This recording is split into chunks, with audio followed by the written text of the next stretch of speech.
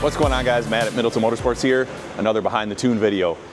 6th gen Camaro SS up on the dyno. So I'm gonna flip this camera around and we'll take a look at what we got here. 2017 Camaro SS. So this is an LT1 car. This is an 8-speed automatic. And this car has come to us with quite a few mods done to it. Obviously, it's got some appearance stuff done, wheels, got some different graphics on it. And you might see already, NicKey Performance down in Loves Park, Illinois, was the shop that built this car.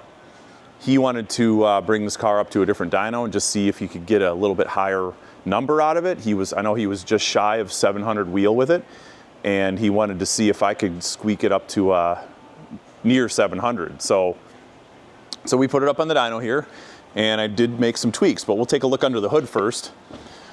So obviously the first thing you see here, Magnuson 2650 on top, sitting right on top. Rotofab cold air. That's a 5-inch big Gulp Rotofab. It's got a KaTech 105mm throttle body. It's got the matching KaTech Billet inlet made for that Magnuson 2650. It does have a NicKey Stage 2 camshaft in it. Quite a bit of chop, really nice sounding cam.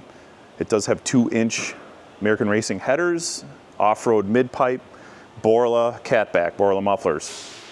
Quite a bit of sound out of this exhaust. Sounds really good with that cam at idle, and it is screaming wide open throttle on the dyno here. We are pulleyed up pretty far. So this is when you buy these Magnuson kits, these 2650s from Magnuson, for the LT1 cars, they put a really big pulley on them. Obviously the LT1s are 11.5 to 1 compression, and they set them up for pump gas, and you can't put a lot of boost on top of these things on pump gas. This does have some fuel system modifications. It's got a DSX auxiliary Intank, I believe. It does have LT4 high pressure injectors, the DI injectors, and it does have an LT4 high pressure pump.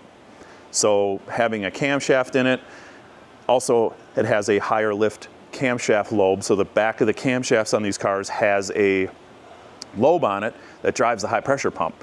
And the aftermarket cams increase the lift of how far that pump, it's like a little piston pump, single piston, how far that piston travels up and down, and obviously that increases the fuel flow of how much the high pressure system can flow. The LT4 injectors are slightly bigger than the LT1 injectors, so that it extends the fuel system out, the DI fuel system out a little further. So that's one of the mods that guys do. It's really popular. Trying to think what else I'm missing here. It does have a catch can on it. Obviously, along with the camshaft, it's got a bunch of other, it's got valve springs, push rods. I think this has Johnson lifters in it, the 2110 lifters. So yeah, it's a sweet package. It has a really good idle. It's got a real aggressive sound to it. So I think that about covers it. I think it does have a low temp thermostat, a 170 KaTech thermostat in it. But yeah, I think that covers it for under the hood here. So power-wise, red line is kind of where I'm at so far.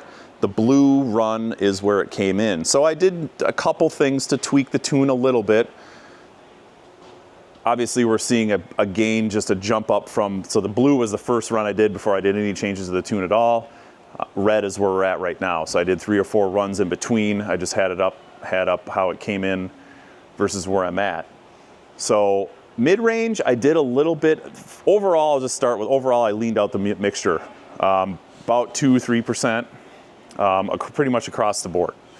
So that gained me a little power. I actually retarded the injection timing a little bit. These LT cars are also, well, basically any direct injection car, the injection timing is very critical. So when you're spraying the fuel, because you're spraying it directly into the chamber, directly into the cylinder, the homogenization of the fuel really, kind of how well it mixes, I should say, really depends on when is it injected. So with a camshaft, with a bigger camshaft where you got a lot of overlap between intake and exhaust strokes, on the overlap period where the piston's at top dead center on the top of the exhaust stroke, just starting the intake stroke, both valves are open at the same time, and you get kind of funky turbulence and stuff going on at different RPMs, and it kind of varies as the RPM sweeps up. So tweaking the injection time, you can get the engine to run a little bit more efficiently by kind of finding the sweet spot of the injection timing. And I had a little bit too much injection timing kind of in this mid-range here. I'm kind of looking at the torque, but And you can see the power, everything picked up by leaning it out and messing with that injection timing, retarding it out a little bit. Up here, I left the injection timing. We need to have it advanced because we are at the limit of the stock, these LT4 injectors. So we have to advance the timing. And once you got enough airspeed, you can also advance in timing because there's enough airspeed coming through the intake valves where the fuel is mixing really well. Mid-range with the big overlap, not so much. You got to kind of pick and choose. Typically, more retarded injection timing helps because you're not letting the fuel just spray out the exhaust. And I'm trying to think what else. Oh, up here. So the torque demand was a little funky up here. The timing was doing a little bit of a dance coming, from here to here, this little drop off here in this blue run, we were losing 2.5 degrees of timing, and then it was coming back, and then it was kind of sawtoothing a little bit. The driver demand table needed a little bit extra, as well as the peak torque table to kind of smooth that out. The torque demand was not quite meeting what the engine was actually making, or what the ECU thought the engine was making for torque. These are all torque-based systems on these cars. So it was kind of moving the timing around a little bit. I got that smoothed out, so the red pull you can see is a nice smooth clean run all the way up to 7,000 RPM, 7,100. I am doing these runs in 5th gear. 6th gear is the 1-to-1 on the 8-speed auto. I cannot do 6th gear with this car because it has a little bit taller tire on it. It's got a Nitto drag radial on it in a 35 series, so it's a little taller. And I am hitting the 200 mile an hour dyno limit in 6th gear. So these runs are all in 5th gear. Otherwise, I'm only able to take it to about 6,600, and you can see it's peaking power up here near 7. So I want to be able to take it all the way to 7, all the way to where it's peaking, and I cannot do that in 6th gear. So I'm doing them in 5th gear. 5th gear reads a little bit lower, but it is what it is. If I'm doing everything in the same gear, I'm really only concerned with, gear to gear, the same gear to gear every run. So he wanted to see 700 wheel. We're close. The car's been cooling off a little bit. Some of these runs I was kind of doing, I spent about maybe 45 minutes and did about 4 or 5 pulls. So it was heat soaking a little bit, but the Magnusons don't really heat soak that much. It's about 55 degrees out right now. I got the doors open.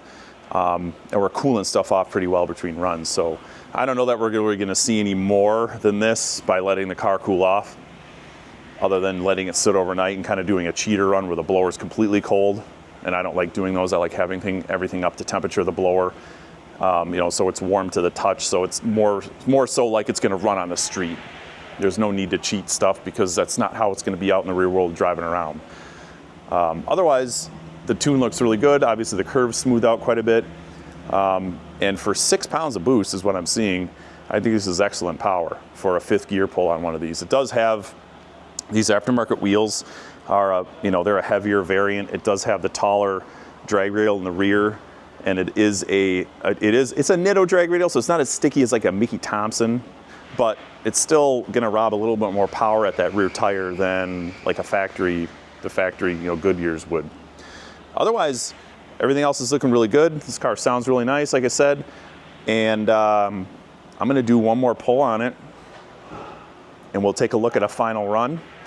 And then we'll take a look at the data log so I can kind of talk over some of that stuff I was just talking about.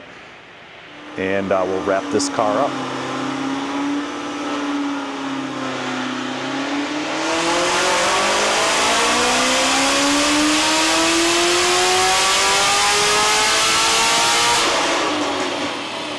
It does say 700, but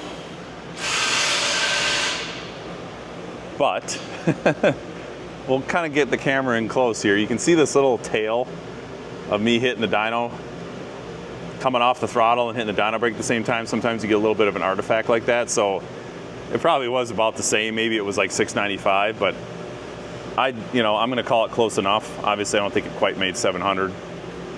I'll bring the cursor up. I hate being false to people because it's just not the way I work. So 695, almost 696. So we were really close. Like I said, the little tail here. So the cursor, where the cursor's over, you can see, that's 695. That's probably the more accurate number. 700 is just that little tail at the end. Sometimes you get that, but it's looking really good. The cool off did make a smidge more. I let it cool off. IETs were down about 10 degrees from the red to the green. Red was right around 100 for manifold temp. Green was about 90. So it made a little bit of a difference, but not a whole lot. Like I said, these Magnusons at these lower boost levels, there's really not a lot of heat soak. It's just, it is what it is. So there's not a lot to be gained unless you do kind of the cheater method where you let it sit overnight, fire the thing up, bring the coolant temp, basically just bring the coolant temp up and the oil temp up a little bit and hammer it, and the blower will still be cool to the touch. Then they'll make another 10 horsepower. But that's not how the thing's gonna drive around the street, so it's kind of pointless to me to show numbers like that because it's just not real world. You'd never be in a situation where you're gonna be accelerating the car in that fashion. You know, maybe if you pulled it off a trailer at a racetrack and pushed it up to the line and got it started up, did a burnout and did a pull, but that's not really realistic for a street car like this. This is a street-driven car. It's not a trailer race car. So I like doing more real-world simulation where everything's warm. But looking really nice. I'll close everything, bring up just the last run, move that cursor out of the way, and just to look at that curve, I like the way that looks. Has a nice little plateau at the top. I don't like spinning these LT ones with the blowers on them much over about that. Now, you know, obviously this car would accelerate the fastest having the shift points right up at this point, but this car gets raced maybe once a summer, so there's no need to lean on the thing too hard. Yeah, I'm happy with this. This is really nice. I like the way the curve looks. It's nice and smooth. So we'll take a look at the data log. Pop in the car here where the laptop is. Move some stuff out of the way here.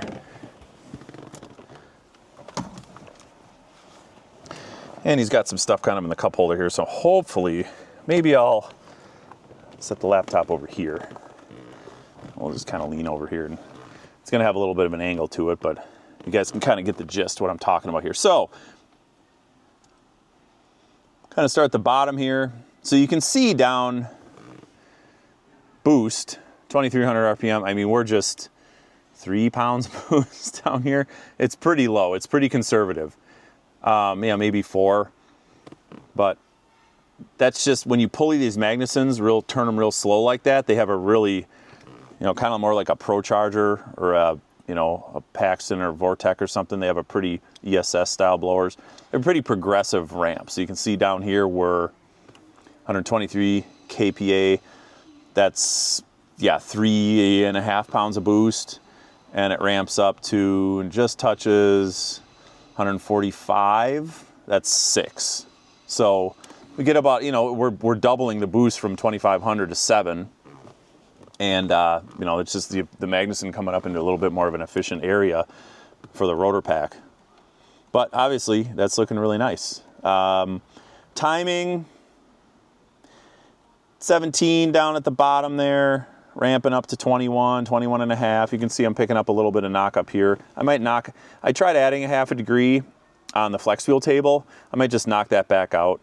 That's you can see that's right at the shift point. We have about a half a degree of knock, so nothing too crazy. There was kind of some more knock in the mid-range here when I talked before in the video about injection timing. And what can actually happen is if you inject too early in the mid-range on these DI cars, if you actually inject too early, you end up with kind of the fuel doesn't mix. I'll use the term homogeneous. It doesn't have like a homogeneous mixture. It's not a evenly mixed air and fuel. Again, you're spraying the fuel directly into the combustion chamber.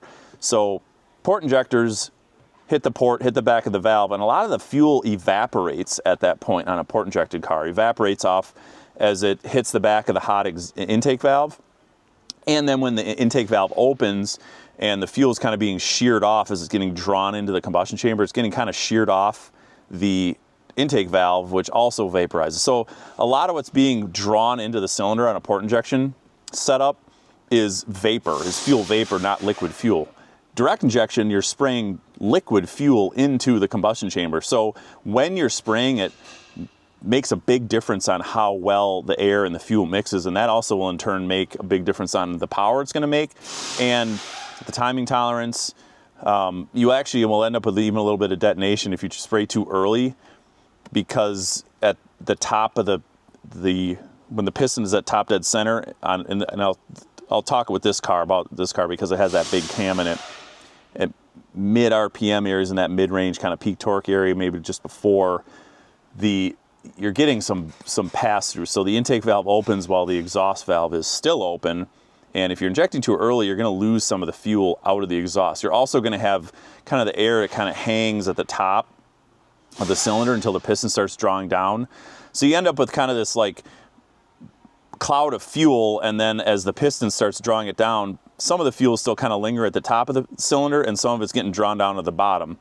Versus if you inject it into a cylinder with the intake valve only open, kind of as it's starting to draw some velocity through the intake port, the fuel will then be sprayed as the air is kind of more flowing laminar, and hopefully this makes sense, kind of flowing as a laminar, as a straight line down into the cylinder, and it mixes better that way.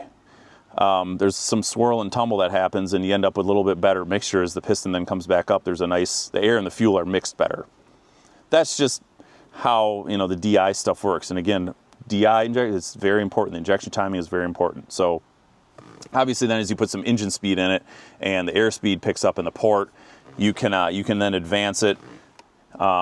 So when we look at air fuel and injection pulse width, you can see I don't like going over 5.5 milliseconds on these particular engines, these LT1 and LT4s, just because you start at 6 milliseconds, you're pretty much starting to inject into the compression stroke up, when you're at 6 to 6,500 RPM.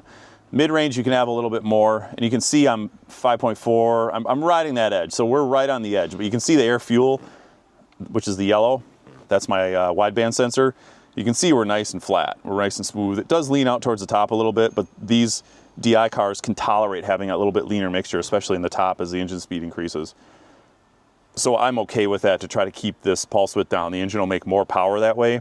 These engines will make more power that way, just a smidge leaner, and they can tolerate that lean, especially on the 85, especially at these higher RPMs, to keep this pulse width down below 5.5 milliseconds. You start trying to make this lambda 0.79, richer, the pulse width is going to come up above 5.5, and the power will just tank, because again, the air and the fuel aren't mixing into a nice kind of, as the piston compresses it, you got uneven mixture throughout, and the burn then is not even, and that's how you hurt stuff on these cars. You can end up too late of injection into the compression, and that's how you hurt pistons, like I was talking about before. These engines can tolerate quite a bit of power. Basically, they have the same piston and rod material as a Gen 4 LS. It's the same thing. A lot of guys will say these things have weak pistons in them. It's the tuning that gets them. The DI is just adds another layer of complexity when it comes to tuning these things. And if you don't understand it, it's easy to hurt them. So if you do it right, they can take quite a bit more power than what we're seeing here. But otherwise, we're looking pretty good. Like I said, timing, I'm ramping a little more timing in it up top, like that. Trying to keep the timing down in the mid-range. You can see it's picking up a smidge of knock, maybe a couple tenths, nothing too crazy. And I might take that half a degree out of the flex fuel table. That's basically, the flex fuel table is what's adding with alcohol. So that's this table. So this table references air mass, which is basically how much you got your foot in the throttle, how much air the mass airflow sensor is reading, and then can convert into an air mass, and RPM. And then you have a multiplier based on ethanol percentage. So once I'm at 70% ethanol, we're multiplying that previous table by 1, which will add all that timing on top of the main spark tables. 50% is about 3/4 of that table, and then down to 0, where you're at 0% alcohol. It's not adding anything, it's just running off the base timing table here. So, and I've probably gone over that on some of the other videos. But otherwise, yeah, this is looking really good. Fueling is aligned, timing is where I want it, maybe a smidge less here. We're gonna pull a smidge out of there. This car is set up to shift at about 60, about right there, 6,800. I could bump it up a smidge, but I don't know that that's necessary. Maybe I will bump it up 100, but I got to be careful because if you do drag right now, I'm just kind of thinking as I'm talking, thinking about doing that. These cars, you know, like if you set it to 6,700 and set it kind of a speed where you want it to shift, typically they'll blow past that, especially as they get into the higher power levels because the engine accelerates past and the logic has to kind of catch the shift. So a lot of the times you set 6,700 RPM shift points and the cars will shift at 68, 69. So I really don't want to have this thing shifting much over 7,000 RPM. If you was racing this car competitively or wanted a more aggressive setup, I would set this up. I'd raise the rev limiter up a little higher and put some RPM in this thing, you know, 70, 7,500. But this is just a street car. And like I said, I think he's only taken to the drag strip once or twice. And he mostly just does cruises with it. And you know, him and his wife cruise it around with the top down and have some fun with it during the summer. So squeezing an extra couple tenths out of the drag strip, you know, by adding some RPM, I don't think is really worth it. Longevity on this car is probably the top priority. So like I said, I'm liking the way this looks. My air fuel line's nice and flat. One little tweak on the flex fuel table there to pull some of that timing out of the top. And yeah, this is looking really good. Manifold temperatures, you can see here. I might highlight it. So I'll start at the run. You can see how good these Magnusons are, especially at like very little boost. So I'm kind of scrolling in here. You can see it's just sitting 84, 84, 84 the whole time, 85. There's really no gain in manifold temperature. They just work really well. Excellent superchargers. I really like them. These and the newest Whipple, the new Gen 6 Whipples are also very good, maybe a smidge better than these Magnusons even, but it's amazing how far the supercharger technology has come in the past 10 years. You know, not dealing with those old Eatons anymore. So we'll take one more look at the graph. And that'll wrap it up for this car, guys. Just turned out really nice. I think he's gonna be happy to see this. And we'll get this one off the dyno, and I got to immediately pull another one up here, and another GM product. We're doing a ZL1 next, 5th gen, so that's going to come up next. Obviously, we'll have a video out for that one too. So I'm going to pull this one off the dyno. You know, take it around, cruise it around the block, make sure all the transmission settings are still good, and we'll move on to the next car. So thanks for watching, guys. Keep checking back on the channel for more videos, and we'll talk to you guys later.